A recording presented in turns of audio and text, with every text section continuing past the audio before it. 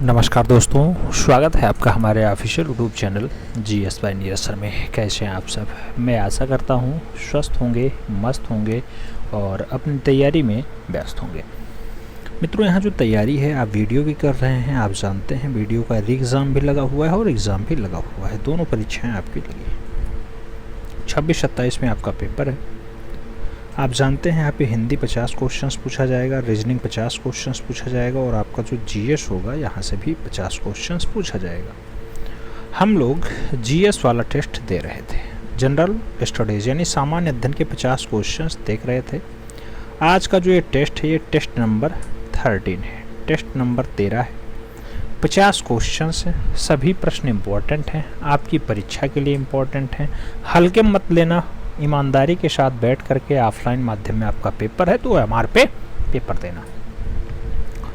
आइए देखते हैं, स्टार्ट करते हैं। पहला क्वेश्चन आपकी स्क्रीन पे है। पूछ रहा है निम्नलिखित में से किनके बीच तक्षशिला शहर स्थित था? नाम दिया गया सिंधु और झेलम के बीच है, चेनाब और रावी के बीच है, झेलम और चेनाब या फिर रावी और ब्यास के बीच आपका तक्षशिला शहर स्थित है।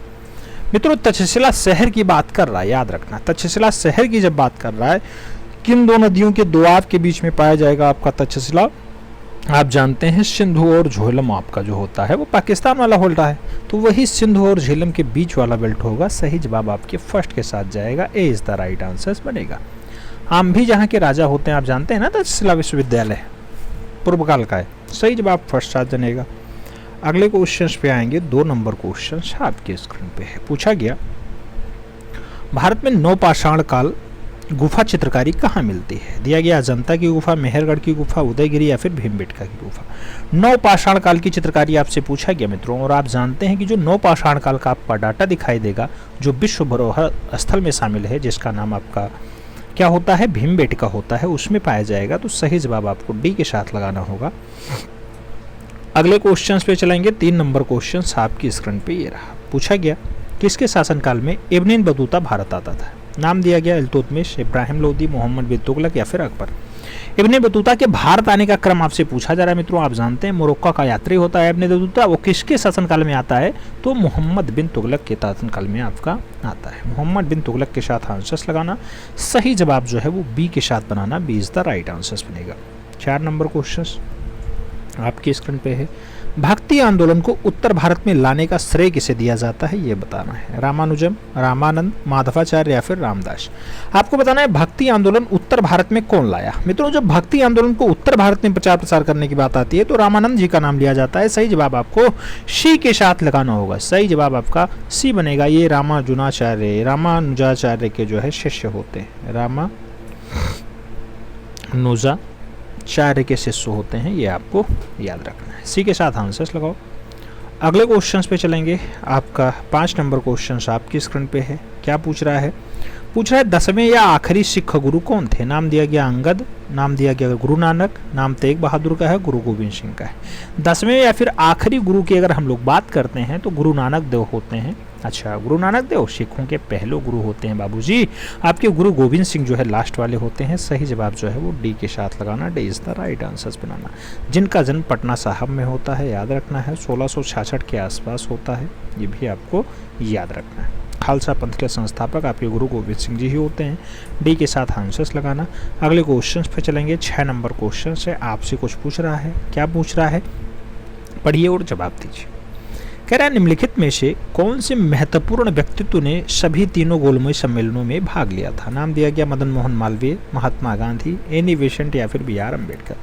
तीनों गोलमेज सम्मेलनों में किसके द्वारा जो है भाग लिया गया है? तो वो व्यक्ति जो है अम्बेडकर रहे हैं। सही जवाब आपको डी के साथ देना होगा मित्रों। पहला गोलमेज सम्मेलन जो 12 नवंबर लगभग 1930 को होता है, 1930 को पहला होता है। फिर जो दूसरा आता है आपका, आप जानते हैं लगभग 7 सितंबर के आसपास आता है 1931 में। और जो आपका तीसरा गोलमेज सम्मेलन होता है वो कब आता है मित्रों? तो आप जानते हैं कि 17 नवंबर 1932 से स्टार्ट होता है, 24 दिसंबर 1932 तक तीनों गोलमेज सम्मेलन चले। तो इस टाइप से आपके तीनों कांग्रेस के गोलमेज सम्मेलन होते हैं। महात्मा गांधी सेकंड वाले में जाते हैं, दूसरे वाले में, ठीक है। तो बी आर अम्बेडकर के साथ आंसर्स लगाओ। अगले क्वेश्चन पे चलेंगे। 7 नंबर क्वेश्चन आपकी स्क्रीन पे पूछा गया 1927 में महाराष्ट्र में महाड़ सत्याग्रह किसने शुरू किया था? महाड़ सत्याग्रह की बात हो रहा है कि 1927 में किसने स्टार्ट किया? नाम गांधी जी का है, बी.आर. अम्बेडकर का है, वल्लभ भाई पटेल का और ज्योतिबा फूले का नाम दिया गया है। आपसे शब्द महाराष्ट्र दिया गया है मित्रों। महाराष्ट्र में महाड़ सत्याग्रह जो है अम्बेडकर के द्वारा स्टार्ट किया गया था। सही जवाब जो है वो अम्बेडकर के लिए बनता है। दलित, शोषित और इनसे साथ जो जनजातीय होती हैं उसके अत्याचार के संबंध में उन्होंने यह डाटा उठाया था। तालाब से दलितों को पानी का उपयोग किए जाने के लिए ये मामला बढ़ा था आगे। सही जवाब सी के साथ बनेगा। अगले क्वेश्चंस पे चलेंगे। 8 नंबर क्वेश्चंस आपकी स्क्रीन पे ये रहा। क्या पूछ रहा है आपसे? पूछ रहा है निम्नलिखित में से किस नेता को नेताजी कहा जाता था? नाम दिया गया गोपाल कृष्ण गोखले, मोहम्मद अली जिन्ना, सुभाष चंद्र बोस या फिर महात्मा गांधी। नेताजी को नेताजी का उपनाम किसे दिया गया? आज की डेट में भी नेताजी बहुत फेमस हैं। एक महाशय है नेताजी, वो आजकल चर्चा में है। यहाँ तो सुभाष चंद्र बोस सही जवाब बनेगा। सही जवाब बी के साथ बनाना। आज के नेताजी अभी लेटेस्ट में खूब ज़्यादा चर्चा में है, हालांकि कुछ विवादों में घिरे हुए हैं। कुश्ती संघ के पूर्व अध्यक्ष, हालांकि अब तो अध्यक्ष पद उनका जा चुका है क्योंकि कार्य टाइम पूरा हो चुका है। अगला क्वेश्चन 9 नंबर। हमारे संविधान के किस भाग में 3 सोपानों में पंचायतें बनाने की परिकल्पना की गई? नाम दिया गया भाग 9, भाग 11, भाग 10, भाग 12। 3 सोपानों में पंचायत बनाने की परिकल्पना कहाँ की गई है, आपको यही बताना है मित्रों। जब पंचायत बनाना हो तो उसके लिए भाग 9 आपके सामने आना चाहिए। सही जवाब जो होगा वो फर्स्ट के साथ जाएगा। किसके साथ जाएगा? ए के साथ। तो A is the right answer लगाओ। फिर बढ़ते हैं अगले क्वेश्चन पे। 10 नंबर आपकी स्क्रीन पे पूछा गया भारतीय संविधान को माना गया है संघीय, एकात्मक, संसदीय या फिर रूप विधान से संघीय और भावना में एकात्मक। भारतीय संविधान आपको कैसा दिखाई देता है ये आपको बताना है मित्रों। भावना में एकात्मक हो और आपका जो रूप हो वो मूल रूप से संघीय हो, ऐसा हमें लग रहा है। आपका सही जवाब डी के साथ जाना चाहिए। D is the right answer होगा। अगला क्वेश्चन 11 नंबर पूछा गया अंतर्राष्ट्रीय शांति और सुरक्षा को बढ़ावा देने के लिए संबंधित प्रावधान भारतीय संविधान के निम्नलिखित में से किस एक भाग के रूप में उल्लेखित है? नाम दिया गया मौलिक अधिकार में है, मौलिक कर्तव्य में है, राज्य के नीति निर्देशक तत्व में है या फिर राज्यों में दिया गया। अंतर्राष्ट्रीय शांति और सुरक्षा की जब बात होती है मित्रों तो आप जानते हैं कि अनुच्छेद 51 आता है और अनुच्छेद 51 किससे जुड़ा हुआ होगा? वो आपके राज्य के नीति निर्देशक सिद्धांतों से जुड़ा हुआ होगा। तो सही जवाब जो है वो बी के साथ आएगा। और जो नीति निर्देशक सिद्धांत हैं ये कहाँ से लिए गए थे? आयरलैंड से लिए गए थे मित्रों। आयरलैंड से लिए गए थे। सही जवाब बी के साथ लगाओ। अगले क्वेश्चन पे चलते हैं। अगला क्वेश्चन आपकी स्क्रीन पे ये रहा। क्या पूछ रहा है? 12 नंबर आपसे पूछ रहा है मित्रों कि भारतीय संविधान का अनुच्छेद 224 और 229 के बीच निम्नलिखित में से किस पहलुओं से संबंधित है? चुनाव, पंचायत, अल्पसंख्यकों की सुरक्षा या फिर एक राज्यपाल की शक्ति। 224 और 229 के बीच आपका क्या डाटा दिया गया मित्रों? भाग 15 में आपका आता है। भाग 15 में जब आएगा तो आप जानते हैं कि चुनाव से संबंधित हो जाएगा, क्योंकि भाग 15 जो है वो कहाँ पे है? भाग 15 का जो उल्लेख है वो चुनाव से संबंधित है। तो सही जवाब फर्स्ट के साथ लगाओ। चुनाव आयोग स्वतंत्र और निष्पक्ष चुनाव के लिए बैठा हुआ है, तो फर्स्ट के साथ आंसर्स लगाना। ए इज द राइट आंसर्स बनाना। अगले क्वेश्चन पे चलेंगे। 13 नंबर क्वेश्चन आपकी स्क्रीन पे है। पूछा जा रहा है निम्नलिखित में से कौन सा एक भारतीय कृषि का मुख्य विशेषता नहीं है? दिया गया यह मानसून पर निर्भर है, कृषि जनसंख्या का दबाव है, यहाँ निर्वहन कृषि है या फिर इसमें औद्योगिक फसलों की प्रधानता है। भारतीय कृषि की मुख्य विशेषता कौन सी नहीं है मित्रों? आप चारों ऑप्शंस पढ़ने के बाद भारत एक कृषि प्रधान देश होता है मित्रों, कृषक प्रधान देश है, इसमें औद्योगिक फसल की प्रधानता नहीं है। तो सही जवाब आपको डी के साथ लगाना है। अगले क्वेश्चन पे चलेंगे। आपका 14 नंबर क्वेश्चन आपकी स्क्रीन पे पूछा गया भारतीय कपास अनुसंधान संस्थान कहाँ है? हैदराबाद, हरियाणा, नागपुर, पंजाब आपका ऑप्शंस दिया गया है। कपास का अनुसंधान संस्थान आपसे पूछा गया है। केंद्रीय कपास अनुसंधान संस्थान या भारतीय कपास अनुसंधान पर जो संस्थान है मित्रों वो नागपुर में एस्टेब्लिश किया जाता था। 1976 के आसपास एस्टेब्लिश हुआ था। तो सही जवाब जो है वो आप बी के साथ लगाना। इसके 2 रीजनल सेंटर भी हैं, एक तो आपका हरियाणा में है, कहाँ पर? हरियाणा, और दूसरा कहाँ पे है? आपका तमिलनाडु में है, याद रखना तमिलनाडु में। लेकिन इसका सही जवाब क्या आपको लगाना है? सही जवाब बी के साथ ही लगाना है। अगले क्वेश्चन पे चलेंगे। 15 नंबर क्वेश्चन से पूछा गया निम्नलिखित में से कौन सी झील मणिपुर में स्थित है? नाम दिया गया भीमताल, मिरिक, लोकोटक या फिर सेचल। आपको बताना है कौन सी झील मणिपुर में स्थित है। मित्रों झीलों की अगर बात होती है तो आप जानते हैं बहुत सारी झीलें हैं, जिसमें से एक लोकोटक झील है। लोकोटक झील, लोकोटक झील कहाँ पे है? आपके मणिपुर में है। तो ये हम जानते हैं कि बी के साथ आप लोग आंसर्स लगा लेंगे। ताजे पानी की बढ़िया वाली झील मानी जाती है। ठीक है, केबुल लामजाओ पार्क भी इसी झील में होता है, आप जानते हैं। ठीक है, अगले क्वेश्चन पे चलो। 16 नंबर क्वेश्चन पूछा गया, हवाई ज्वालामुखी निम्नलिखित में से किसका उदाहरण है? नाम दिया गया ढाल ज्वालामुखी का, कैल्डेरा ज्वालामुखी का, समग्र ज्वालामुखी का या फिर बाढ़ बेसाल्ट ज्वालामुखी। हवाई ज्वालामुखी की बात होती है मित्रों, आप किसके साथ इसे देखते हैं? तो ढाल ज्वालामुखी के उदाहरण के रूप में आप इसे देख पाते होंगे। सही जवाब जो बनेगा वो ढाल ज्वालामुखी के साथ बनेगा। First is the right answer होगा। अगले क्वेश्चन पे चलते हैं। 17 नंबर क्वेश्चन आपकी स्क्रीन पे पूछा गया, इनमें से कौन सा टेक्निकल प्लेटेट में मूवमेंट या शिफ्ट के कारण हो जाता है जहां ये टेक्टोनिक प्लेट मिलती है? नाम दिया गया चक्रवात, भूस्खलन, बाढ़ या फिर भूकंप। कहाँ पे आपको टेक्टोनिक प्लेट मिल जाती हैं मित्रों? टेक्टोनिक प्लेट की अगर बात होती है तो आप जानते हैं मित्रों कि जहां पर भूकंप आता है, क्या आता है? भूकंप वहां मिलती हैं। तो सही जवाब डी के साथ लगाओ। अगला क्वेश्चन 18 नंबर है, आपसे पूछ रहा है अंतर्राष्ट्रीय परमाणु ऊर्जा एजेंसी का मुख्यालय है। नाम दिया गया जेनेवा में है, वियना में है, पेरिस में है या फिर बर्लिन में। अंतर्राष्ट्रीय परमाणु ऊर्जा की बात हो रहा है, IAEA की बात हो रहा है। ऑस्ट्रिया की राजधानी वियना में होगा। ऑस्ट्रिया की राजधानी वियना। आंसर्स लगाओ। सी इज द राइट आंसर्स पर। आप जानते हैं मित्रों कि संयुक्त राष्ट्र संघ द्वारा इसका गठन कब किया गया था? 1957 में किया गया था। ठीक है, अगले क्वेश्चंस पे चलेंगे। 19 नंबर क्वेश्चंस आपकी स्क्रीन पे ये रहा। आपसे पूछ रहा है भारतीय अर्थव्यवस्था के बारे में अमर्त्य सेन के सुझाव से संबंधित कथनों पर विचार कीजिए और फिर आपको सही कथन चूज करना है। अमर्त्य सेन आप जानते हैं अर्थशास्त्र में नोबेल पुरस्कार पा चुके हैं, पहले एशियाई व्यक्ति होते हैं। लोक कल्याण अर्थशास्त्र इनकी अवधारणा रही है। आपको बताना है कौन कौन से विचार इनके साथ मिलते हैं। इसे वस्तु उन्मुख होना चाहिए, नहीं जन उन्मुख होना चाहिए।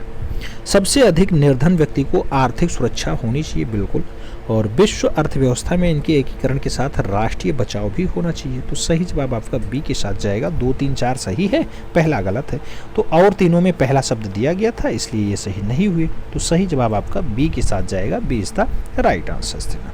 अगला क्वेश्चन 20 नंबर है आपकी स्क्रीन पे। पूछा गया सामानों के वर्गीकरण के लिए उपयोग होने वाली सामंजस्य वस्तु विवरण और कोडिंग प्रणाली किसके लिए लाभकारी होगी? नाम दिया गया सार्क राष्ट्रों के बीच द्विपक्षीय व्यापार बढ़ाना, अंतर्राज्यीय मार्ग परिवहन को सुगम करना, सीमा शुल्क और उत्पाद शुल्क के लिए सामानों का वर्गीकरण या फिर वैट व्यवस्था लागू करना। आपको बताना है किसमें सबसे बढ़िया व्यवस्था आपकी बैठ जाएगी मित्रों। तो सीमा शुल्क और उत्पाद के लिए सामानों का वर्गीकरण हो जाए तो आपका सब कुछ अच्छा हो जाएगा। सही जवाब आपका सी के साथ बनेगा। सी इज द राइट आंसर लगाओ। अगले क्वेश्चन पे चलेंगे। 21 नंबर क्वेश्चन आपके स्क्रीन पे है। आपसे पूछ रहा है fill in the blanks type का क्वेश्चन से डाटा डाट रेखांकन के सिद्धांत के अनुसार व्यवसाय बना रखने के लिए या बना रहेगा और काम करता रहेगा, कोई अंतिम निर्धारण तिथि नहीं होगी। ये आर्थिक इकाई वाले में है, सुनाम प्रतिष्ठान में है, रूढ़िवाद में है या फिर खर्च में है? किसमें आपको ऐसा देखने को मिलता है मित्रों? अगर आपको देखना है तो सुनाम प्रतिष्ठान में ऐसा देखने को पाएंगे। सही जवाब सी के साथ जाएगा। क्वेश्चन टफ लेवल के हैं, ऐसा नहीं है बिल्कुल एकदम हलवा है। क्वेश्चन एक बार अगर आपके सामने आया होगा तभी आप सही कर पाएंगे।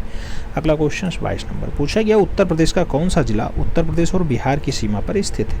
नाम दिया गया बस्ती, बांदा, बुलंदशहर और बलिया। कौन सा जिला है जो बिहार और उत्तर प्रदेश की सीमा पर हो? आपको बताना है मित्रों। आप जानते हैं कि आपका एक जिला उत्तर प्रदेश का ऐसा है जहां से चंद्रशेखर बाबू प्रधानमंत्री बने थे, PM बने थे। जिला का नाम बलिया है। सही जवाब डी के साथ लगाना याद रखना मित्रों। कुशीनगर, महाराजगंज, देवरिया, बलिया, गाजीपुर, चंदरौली, सोनभद्र, ये सब आपके जो जिले हैं ये बिल्कुल सीमा वाले जिले हैं। ठीक है, तो सही जवाब डी के साथ लगाओ। अगले क्वेश्चन पे चलते हैं। 23 नंबर क्वेश्चन आपकी स्क्रीन पे पूछा गया निम्नलिखित में से कौन सी फसल उत्तर प्रदेश में आमतौर पर या व्यापक रूप से उगाई नहीं जाती है? नाम दिया गया गेहूं, तिलहन, चावल, कपास। यूपी में व्यापक रूप से कौन सी फसल नहीं उगाई जाती? तो आप जानते हैं मित्रों कि मुख्य रूप से तो गेहूं, बाजरा, जौ, मक्का ये सब आता है, लेकिन जो कपास है ये नगदी फसल का हिस्सा है। ये यूपी में बहुत ज़्यादा मात्रा में नहीं उगाया जाता है, कम मात्रा में उगाया जाता है। ठीक है, तो सही जवाब इसी के साथ लगा लो। अगले क्वेश्चंस पे चलते हैं। आपका 24 नंबर क्वेश्चन आपके स्क्रीन पे पूछा गया आंवले का सर्वाधिक उत्पादन कहाँ होता है? मिर्जापुर, फतेहपुर, प्रतापगढ़ या फिर बाराबंकी। आंवले का सर्वाधिक उत्पादन आपसे पूछा गया, मैक्सिमम उत्पादन। आप जानते हैं यूपी का एक जिला है प्रतापगढ़, कुंडा वाला जिला, ठीक है, कुंडा राजा वाला। सही जवाब प्रतापगढ़ बनेगा, B is the right answer लगाइएगा। अगले क्वेश्चन पे चलते हैं। 25 नंबर क्वेश्चन आपकी स्क्रीन पे है। उत्तर प्रदेश का लखनऊ शहर निम्नलिखित में से किस हथकरघा यानी हैंडलूम उत्पादन के लिए जाना जाता है? नाम खड़ी प्रिंटिंग का है, चिकनकारी कारीगरी का है, साड़ी का है या फिर जरी के कपड़े का है? आपको बताना है कौन सा जो है काम यहाँ उत्पादन में नंबर 1 पे रहा उत्तर प्रदेश का। तो उत्तर प्रदेश का आप जानते हैं चिकन वाली जो कारीगरी है बहुत फेमस है, बहुत बढ़िया है, मुगलिया काल से होती है चिकन कारीगरी। तो सही जवाब सी के साथ लगाओ। नवाबों वाला शहर होता है, आप जानते हैं यहाँ पर लखनऊ का आपका बहुत सारा पर्यटन स्थल है, हालांकि ये आपकी गोमती नदी के किनारे स्थित है। अगला क्वेश्चन 26 नंबर आपकी स्क्रीन पे है। पूछा गया उत्तर प्रदेश में प्रमुख रेल इंजन संयंत्र कहाँ पर स्थित है? नाम दिया गया मुगलसराय में, अलीगढ़ में, कानपुर में या फिर फतेहपुर में। आप जानते हैं रेल इंजन संयंत्र की जब बात आती है मित्रों, तो आप एक ही बेल्ट दे पाते हैं, वो आपका BHU वाला बेल्ट होता है, वाराणसी वाला मुगलसराय। सही जवाब फर्स्ट के साथ बनेगा, ए इज द राइट आंसर होगा। अगले क्वेश्चंस पे चलेंगे। 27 नंबर क्वेश्चंस आपकी स्क्रीन पे। पूछा गया भव्य जैन स्तूप के अवशेष में कंकाली टीले के पास खोद करके निकाला गया, जो कि डाडाडाट में स्थित है। वाराणसी में, मथुरा में, देवरिया में या फिर कौशाम्बी में। कहाँ पर स्थित है जैन स्तूप मित्रों? भव्य जैन स्तूप आपको कहाँ दिखाई देता है? आप 4 ऑप्शंस पढ़े, उसके साथ आपका मथुरा वाला आंसर सही बन रहा होगा। कंकाली टीला उत्तर प्रदेश के मथुरा में स्थित है। आप जानते हैं जब खुदाई होती है वो 1888 से 91 के बीच का बात होता है। तो जैन स्तूप यहीं से प्राप्त हुआ है, मथुरा से। सही जवाब सी के साथ लगाओ। अगले क्वेश्चंस पे आएंगे। 28 नंबर क्वेश्चंस आपकी स्क्रीन पे। पूछा गया प्राचीन पुरुषों द्वारा चाक से बनाए गए चित्र और गहरे लाल रंग के चित्र उत्तर प्रदेश के डाडाडाट जिले में अधिक मात्रा में पाए जाते हैं। मेरठ, वाराणसी, मिर्जापुर, बांदा। आपको बताना है कहाँ पर अधिक मात्रा में देखने को मिलता है। आदिम पुरुष द्वारा चाक पे बनाए गए गहरे लाल रंग के पाषाणकालीन चित्र जो है वो मिर्जापुर जिले में आपका विंध्य पर्वतमाला क्षेत्र में दिखाई दे जाएगा। तो सही जवाब वी के साथ लगाओ मित्रों। फिर बढ़ेंगे अपने प्यारे अगले क्वेश्चंस पे। 29 नंबर क्वेश्चंस आपकी स्क्रीन पे। पूछा गया अंडो फंक्शन की कीबोर्ड शॉर्टकट क्या है? कंट्रोल Z है, कंट्रोल C है, कंट्रोल B है या फिर कंट्रोल U? अंडो फंक्शन की जो कीबोर्ड आती है मित्रों, उसमें क्या कंट्रोल+Z मारेंगे? हाँ बिल्कुल मारेंगे। सही जवाब फर्स्ट के साथ जाएगा, याद रखना है, ठीक है। आप जानते हैं कंट्रोल B से आपका पेस्ट हो जाता है, कंट्रोल C से आपका कॉपी हो जाता है। ये सब शॉर्ट की हैं। अगले क्वेश्चन पे चलो। 30 नंबर क्वेश्चन आपकी स्क्रीन पे। कंप्यूटर प्रणाली में निम्नलिखित में से क्या प्रोग्रामिंग भाषा नहीं है? नाम दिया गया कोवेल, पॉस्केल, फोर्ट्रान या फिर लोटस। आपको बताना मित्रों कंप्यूटर प्रोग्रामिंग में कौन सी इसकी भाषा नहीं है। जब आप देखेंगे तो कंप्यूटर प्रणाली में बहुत सारी भाषाएं आती हैं, लेकिन एक भाषा यहाँ पे लोटस है, इसके बारे में हमने नहीं सुना है। लोटस प्रोग्रामिंग भाषा नहीं है मित्रों, याद रखना, ठीक है। अगले क्वेश्चन पे चलते हैं। 31 नंबर क्वेश्चन है। कंप्यूटर प्रणाली निम्नलिखित में से क्या इनपुट डिवाइस का उदाहरण नहीं है? नाम दिया गया कीबोर्ड, स्कैनर, प्रिंटर या फिर माउस। इनपुट डिवाइस का उदाहरण नहीं है, आपको ये बताना है इनपुट डिवाइस के अंतर्गत कौन सा डाटा नहीं आता है। आपका प्रिंटर जो है इनपुट नहीं है, आउटपुट होता है। सही जवाब बी के साथ लगा लो। 4-5 क्वेश्चंस आपके कंप्यूटर से आ ही जाते हैं और जटिल क्वेश्चंस अगली बार पूछे गए थे, आप जानते हैं। 32 नंबर क्वेश्चन से कह रहा है कंप्यूटर प्रणाली में ALU का तात्पर्य क्या है? नाम दिया गया अर्थमेटिक लॉजिक यूनिट, नाम दिया गया एरो लॉजिक यूनिट, नाम दिया गया एप्लीकेशन लॉजिक यूनिट, नाम दिया गया ऑल डिवाइस लॉजिक यूनिट। मित्रों आप जानते हैं ALU का मतलब होता है अर्थमेटिकल लॉजिकल यूनिट। तो सही जवाब जो बनेगा वो फर्स्ट साथ बनेगा। अगले क्वेश्चंस पे चलेंगे। 33 नंबर क्वेश्चन आपकी स्क्रीन पे है। निम्नलिखित में से कौन सुमेलित नहीं है? 4 ऑप्शंस दिया गया, आपको बताना है कौन सा सुमेलित नहीं है। चारों ऑप्शंस में जब आप देखेंगे तो आपको कुछ दिखाई दे जाएगा। MS पावर पॉइंट का एक लोकप्रिय प्रेजेंटेशन सॉफ्टवेयर होता है, आप जानते हैं MS पावर पॉइंट, ठीक है। इसका फाइल विस्तार जो होता है वो PPT होता है, PPT होता है और PTP दिया गया है MS पावर पॉइंट में। तो ये PPT होता है, जो PPT आजकल हम लोग बना करके आराम से पढ़ाते हैं जिस पे वो होता है, तो वो MS पावर पॉइंट पे होता है मित्रों। प्रेजेंटेशन के लिए बहुत अच्छा होता है। आप देखेंगे पूरे बोर्ड में एक स्लाइड आता है, स्लाइड हटाते चलो, अगला स्टेप पढ़ाते चलो, वो PPT होता है, ठीक है। तो सही जवाब डी के साथ लगा लो। बाकी सभी ऑप्शन एकदम फिट बैठ रहे हैं। अगले क्वेश्चन पे चलें। 34 नंबर क्वेश्चन आपकी स्क्रीन पे पूछा गया भारतीय रासायनिक प्रौद्योगिकी संस्थान यानी Indian institute of chemical technology कहाँ स्थित है। नाम दिया गया अहमदाबाद में है, हैदराबाद में, प्रयागराज में या फिर कोलकाता में। भारतीय रासायनिक प्रौद्योगिकी संस्थान की बात हो रहा है। भारतीय रासायनिक प्रौद्योगिकी संस्थान आप जानते हैं मित्रों हैदराबाद में है। सही जवाब आपका सी के साथ जाएगा। सही जवाब सी के साथ लगाओ, सी इज द राइट आंसर। अगले क्वेश्चन पे चलेंगे। 35 नंबर क्वेश्चन आपकी स्क्रीन पे ये रहा। क्या पूछ रहा है आपसे, जेट इंजन द्वारा किस घटना के आधार पे काम करता है। नाम दिया गया वेग का संरक्षण, त्वरण का संरक्षण, रेखीय संवेग का संरक्षण या फिर वृत्तीय संवेग का संरक्षण। जेट इंजन की बात होती है मित्रों, आप जानते हैं जो जेट इंजन होता है वो संवेग के संरक्षण का काम करता है, तो संवेग संरक्षण पे काम करेगा। अब सही जवाब क्या होगा, रेखीय संवेग का संरक्षण। सही जवाब बी के साथ लगा लो, V is the right answer सुना लो। अगले क्वेश्चन पे चलेंगे। 36 नंबर क्वेश्चन आपकी स्क्रीन पे ये रहा। पूछा गया धावन सोडा या फिर धावक सोडा किस साधारण का नाम है। नाम दिया गया calcium carbonate, calcium bicarbonate, sodium carbonate या फिर सोडियम बाइकार्बोनेट। धावन सोडा किसका साधारण नाम होता है। धावन सोडा किसका साधारण नाम है। मित्रों आप देखेंगे बहुत सारे नाम आपके सामने आ जाएंगे, लेकिन सोडियम कार्बोनेट जो होता है इसी को हम लोग प्यार से धावन सोडा कहते हैं। इसका जो रासायनिक सूत्र होता है Na2CO3 होता है। क्या होता है, Na2CO3 होता है। मित्रों ये धावन सोडा का रासायनिक सूत्र होता है। जल की कठोरता को दूर कर देता है, आप ये जानते ही हैं।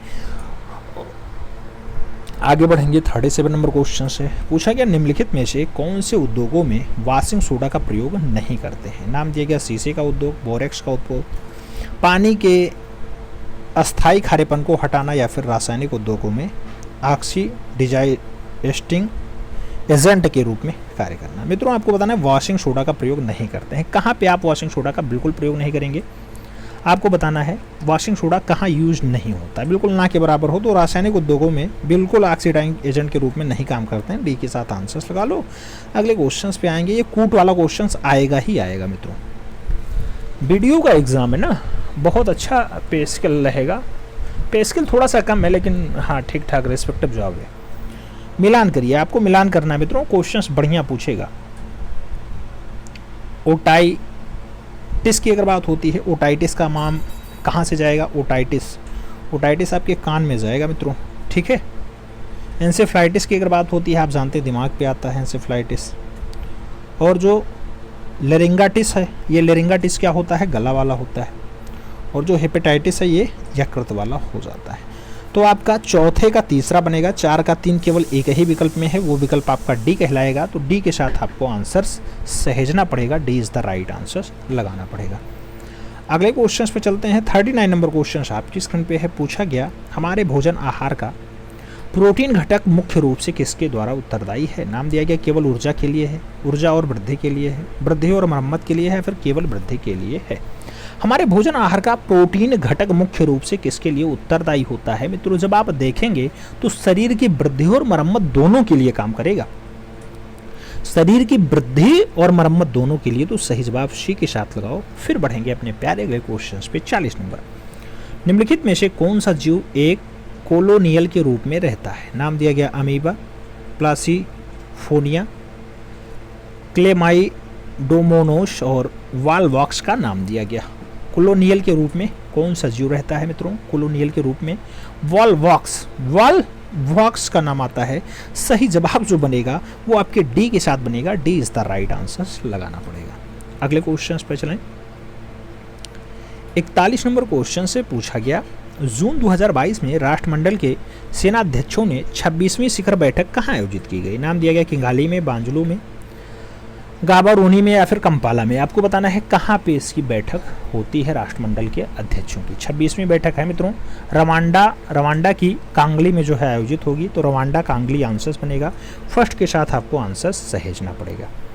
अगला क्वेश्चन होगा 42 नंबर। पूछा गया भारत में कब से एकल उपयोग वाले प्लास्टिक का इस्तेमाल प्रतिबंधित हो गया है।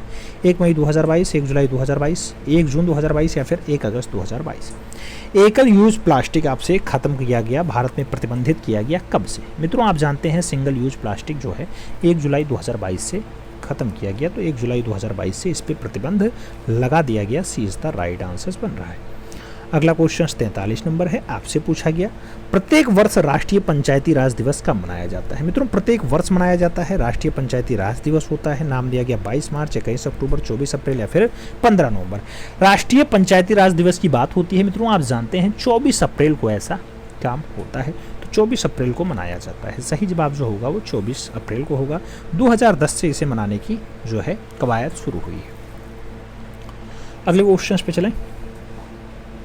अगला क्वेश्चन 44 नंबर पूछा गया 2022 मई 2022 में किसने नीति आयोग के नए उपाध्यक्ष के रूप में पदभार ग्रहण किया। नाम दिया गया डॉक्टर सुमन के बेरी, बी के शाश्वत, डॉक्टर राजीव कुमार या फिर बी के पाल। नीति आयोग के उपाध्यक्ष के रूप में पदभार किसने ग्रहण किया। मित्रों आप जानते हैं नीति आयोग के उपाध्यक्ष की बात होती है। नीति आयोग के उपाध्यक्ष सुमन बेरी डॉक्टर राजीव कुमार के स्थान पे आई हैं। सुमन बेरी आंसर्स बनेंगी। First is the right answers बन रहा है, ए के साथ आंसर्स लगाना। नीति आयोग का गठन 1 जनवरी 2015 को किया गया। अगले क्वेश्चंस पे आओ। 45 नंबर क्वेश्चन से आपसे पूछा गया डायमंड लीग फाइनल 2022 में डायमंड लीग ट्रॉफी जीतने वाले पहले भारतीय एथलीट का नाम क्या है। नाम दिया गया गुरतेज सिंह है, नीरज चोपड़ा है, रविंद्र खेड़ा है या फिर जोगविंदर बेदी है। आपको बताना है कि डायमंड लीग फाइनल 2022 में डायमंड लीग ट्रॉफी जीतने वाले कौन हैं, पहले आपको बताना है। मित्रों पहले व्यक्ति की अगर बात होती है, सही जवाब नीरज चोपड़ा बनेंगे। सही जवाब सी के साथ बनेगा, सी इज द राइट आंसर्स लगाना होगा। भाला फेंका था इन्होंने 84.44 मीटर। ठीक है, सही जवाब सी के साथ लगाओ। 46 नंबर क्वेश्चंस पे आते हैं। किसने 18वीं उत्तर प्रदेश विधानसभा का अध्यक्ष चुना गया। नाम दिया गया सुरेश खन्ना, धर्मवीर प्रजापति, सतीश महाना या फिर कपिल देव अग्रवाल। 18वीं उत्तर प्रदेश की जो विधानसभा है मित्रों, भारतीय जनता पार्टी आप जानते हैं प्रचंड बहुमत के साथ आती है। उसमें जो पहले अध्यक्ष आप जानते हैं पुरुषोत्तम दास टंडन थे और वर्तमान अध्यक्ष सतीश महाना जी हैं। सतीश महाना जी निर्विरोध जीते हैं। सही जवाब आपको वी के साथ लगाना है। अगले क्वेश्चंस पे जाएंगे। अगला क्वेश्चन 47 नंबर आपके स्क्रीन पे ये रहा। भारत की पहली स्टील स्लैग रोड किस शहर में बनाई गई। नाम दिया गया सूरत में, बेंगलुरु में, हैदराबाद में या फिर अहमदाबाद में। कहाँ पे आपका स्टील स्लैग रोड बनाई गई है मित्रों। सही जवाब आपका सूरत होगा। सही जवाब आपका फर्स्ट के साथ जाएगा, ए इज द राइट आंसर्स होगा। ए के साथ आंसर्स लगाओ। अगले क्वेश्चंस पे चलेंगे।